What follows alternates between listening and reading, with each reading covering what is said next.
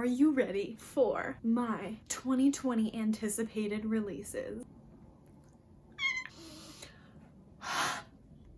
Trying not to cry.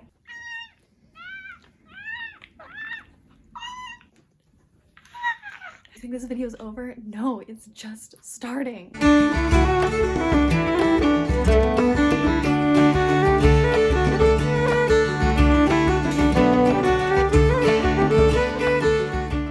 First, let me preface by saying that this is for the first half of the year because there are so many good books coming out. Also, I had to be selective because there are so many good books coming out this year, especially at the beginning half of the year.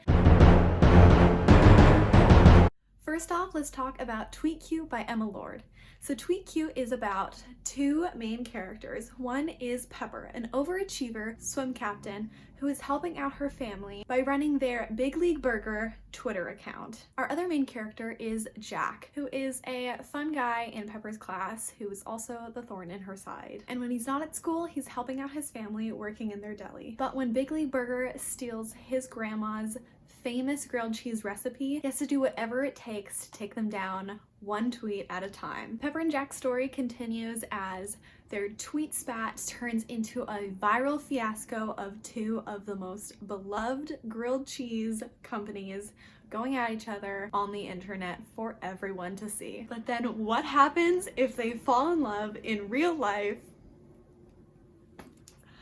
You might just have to find out.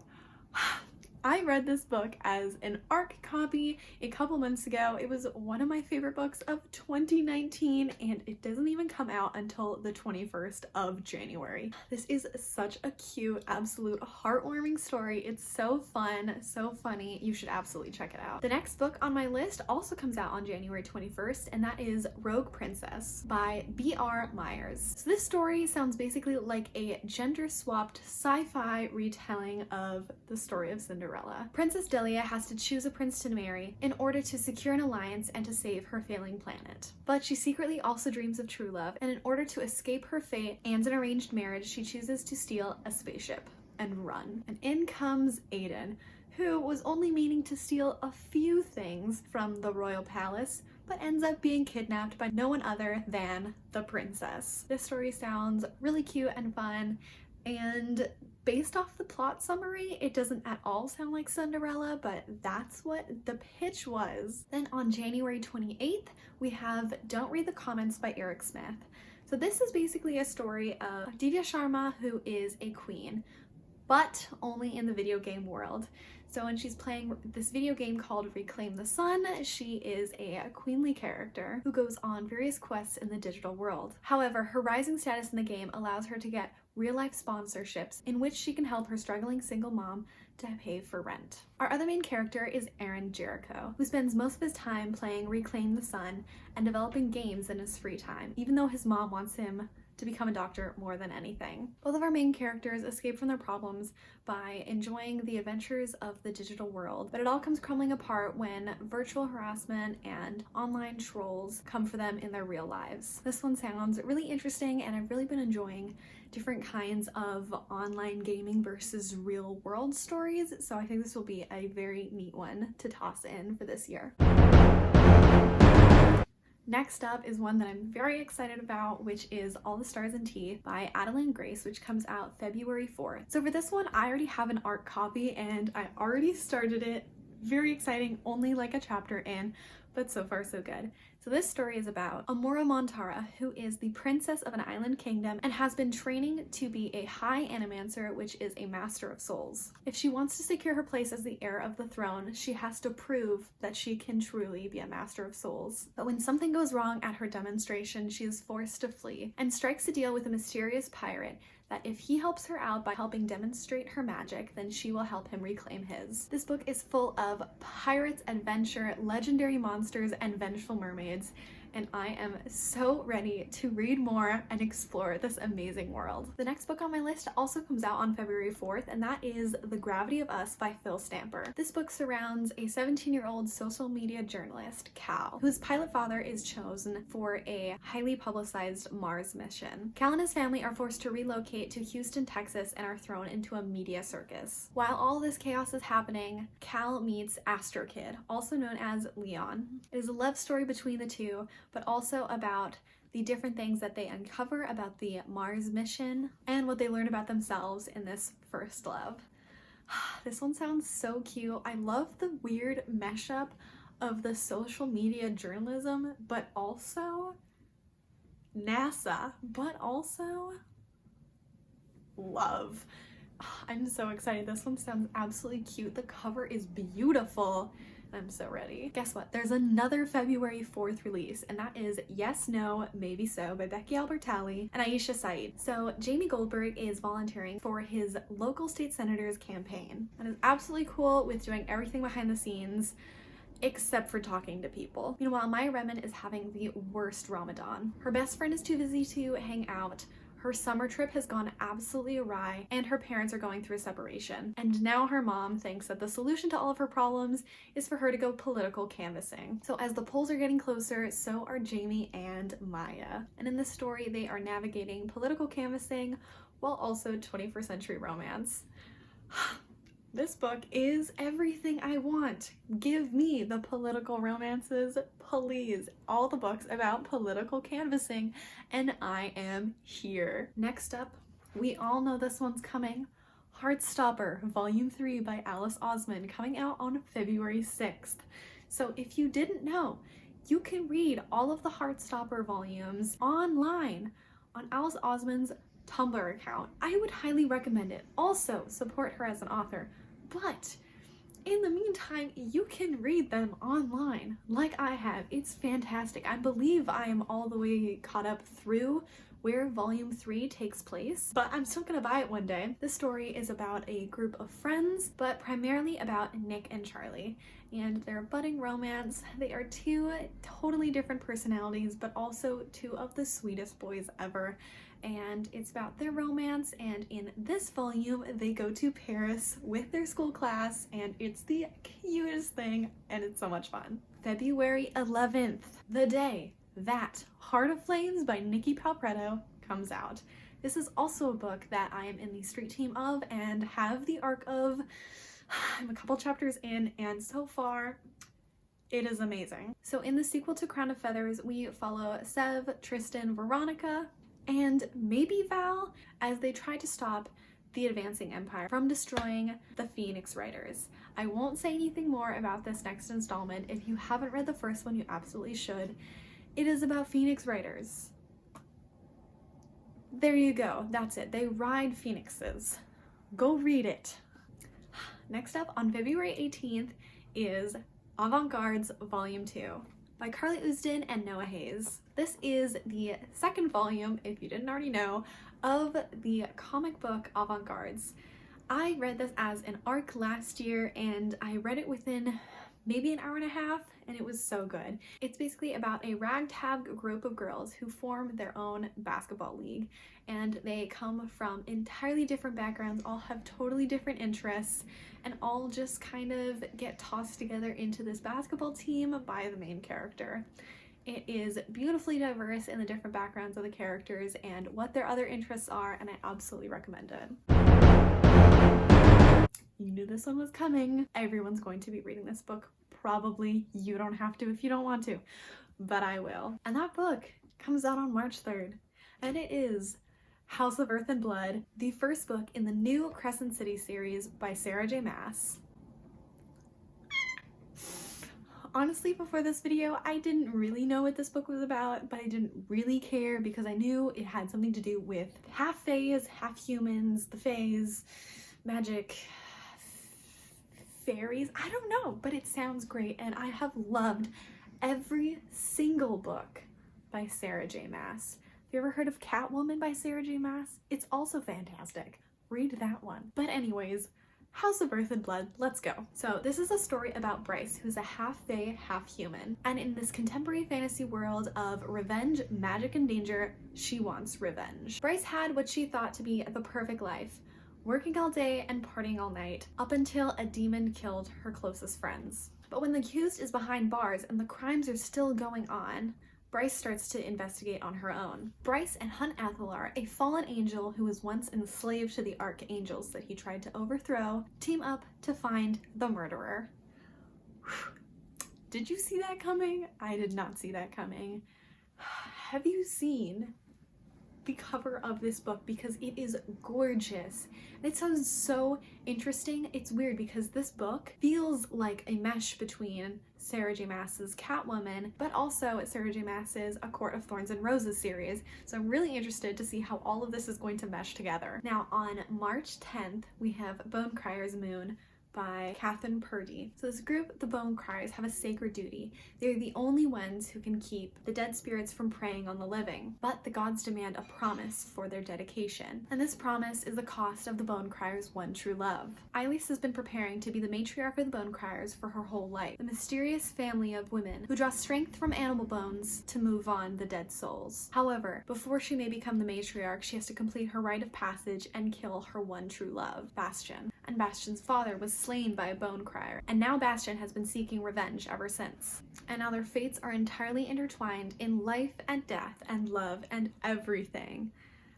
What are they all going to do now? I don't know, but I'm gonna find out.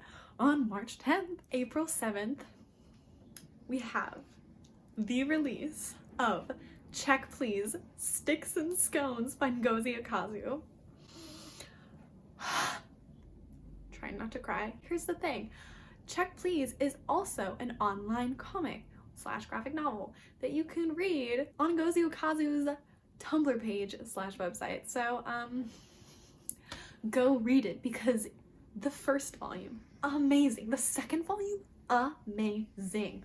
Go read it. It's fantastic. So in this second volume, Eric Biddy, my son, the love of my life, is heading into his junior year at Samwell University. And now in his junior year, he has a bunch of new hockey teammates and a new boyfriend. Read the first volume to find out.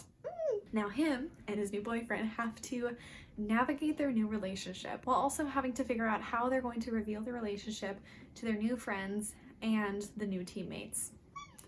I'm so excited. I love this book so much. They're all so close to my heart.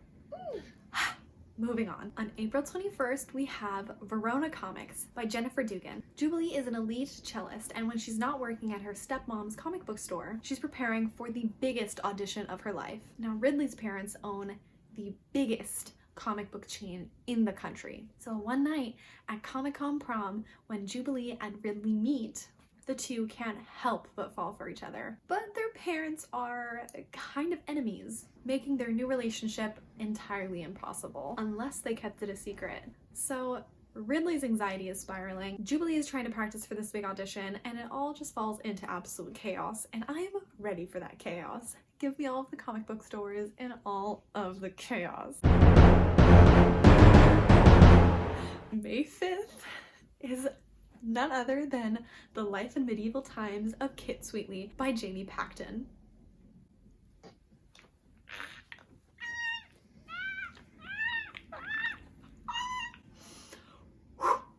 I just made it into the street team for this book, and I almost cried when I got the email. Composure. Let's do this. It's about none other than Kit Sweetly, who has been working as a waitress in a really cheesy medieval themed restaurant. My dream! But Kit secretly dreams of being a knight just like her brother, and she knows that that raise would help out her and her mom. But a stupid, sexist, outdated company policy only allows boys to be knights. So when Kit just secretly takes her brother's place as a knight one night during the tournament, she soars to internet fame once she takes off her helmet. This all leads to the climax where a joust in front of company executives will prove whether or not girls can joust too. I'm so excited. Ooh, and on May 5th, we have The Betrothed by Kira Cass. Kira Cass, the author of the Selection series. Ready to go. This one is about royalty, of course. And when King Jameson declares his love for Lady Hollis, she's absolutely shocked. She's grown up in the castle vying for the king's attention her entire life, and capturing his heart is absolutely the dream come true. Until she realizes that maybe it's not all as rosy as it seems. And then when she meets a commoner that steals her heart, it all gets a little too complicated. And she finds out that the future she imagined is not actually the one that she wants. I'm ready! On May 12th, we have The Henna Wars by Adiba Gajirda. So when Nisha comes out to her parents, they can say she can be whoever she wants, except herself, because to them, Muslim girls can't be lesbians. Nisha doesn't want to hide who she is, but she also wants to stay close with her family. And it all gets really complicated once her childhood best friend comes back into town. Nisha falls for Flavia immediately. When a school competition invites students to create their own businesses, both Nisha and Flavia choose to do henna, even though Nisha feels like Flavia is appropriating her culture. Amidst all of the sabotage and school stress, Nisha can't help but still have a crush for Flavia, and finds out that maybe she has a little more to her than she seems. This one sounds so cute! That's right, another May 12th. You think this video is over? No, it's just starting. So we have House of Dragons by Jessica Cluess. So when the Emperor dies, the 5 royal houses of Etrusia have to attend the call, where one of their own will be chosen to compete for the throne. And it's usually always the oldest child who has been preparing for this all of their lives, but this year is a little different. This year, 5 outcasts will be chosen to answer the call. And those are the liar, Amelia, who must hide her dark magic or be put to death. The soldier, Lucian, who has sworn to never pick up a sword again. The servant, Vesper's skills with dragons is the one thing that will for sure keep her in the tournament. The thief, Ajax knows that nothing is free, and therefore he must take what he wants. And lastly, the murderer. Hyperia was born to rule, and therefore will stop at nothing to get what she wants. Sounds pretty freaking fantastic. But wait, you think this is about anticipated releases? Well, this one has been so anticipated and very much predicted by 14-year-old me, so get ready. It is The Ballad of Songbirds and Snakes by Suzanne Collins, coming out May 19th. So I wasn't entirely right. I thought and directed a short film that the next story to be told in the world of Panem would be about the very first ever Hunger Games, the first annual Hunger Games. This one isn't that. It is about the world of Panem 64 years before the events of our Hunger Games, which starts on the morning of the 10th reaping for the 10th annual Hunger Games. I'm gonna read it. I don't care what you say. I think the cover looks cool. We finally made it to June. I've skipped some along the way. It's fine. So this one is a huge anticipated release for me, and that is The State of Us by Sean David Hutcherson, either coming out on June 2nd or July 21st. There's some misinformation out there. It is the story of Dean and Dre, the 16-year-old sons of Republican and Democratic candidates for the President of the United States of America, who fall in love at the sidelines of their parents' campaigns. This is absolutely my kind of story. I'm so excited. If you're feeling the red, white, and royal blue vibes, I get it.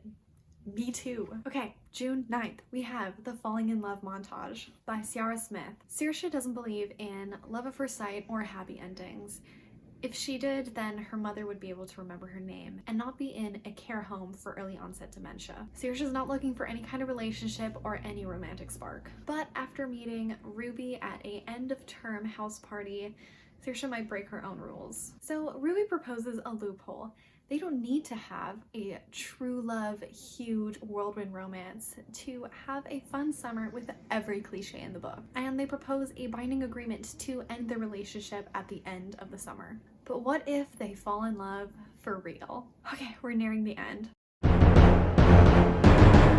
So next we have The Voting Booth by Brandy Colbert. That comes out on July 7th. Yes, I realize that this is technically the second half of the year, but I really want to talk about this book. So Marva Sheridan has been waiting for the first day that she can vote in her first election for her whole life. And Duke Crenshaw is absolutely finished with this election. He wants to get voting over with so he can finally go to his band's gig. But the only problem is he can't vote. So when Marva sees him being turned down at the voting booth, she takes it upon herself to make sure that his vote counts. So their whirlwind day begins, where they run from voting booth to voting booth, waiting in endless lines, and keep being turned away to do the one thing that they want to get accomplished, which is vote. They may have started off as strangers, but if one thing is clear at the end of this day, it is that this is more than just a connection for their shared mission for democracy. So those were all of my anticipated releases for the first half, besides for that last one, of 2020. Almost said the wrong year. It's fine. Thank you so much for watching. If you have any of these books that you are highly anticipating, or you have any suggestions for me, please let me know down in the comments. If you enjoyed this video, please feel free to hit the like and maybe the subscribe button if you want to see more of my videos every week. I post weeklies on Tuesdays and sometimes on Thursdays. Keep reading and I'll catch you in the next one. Bye!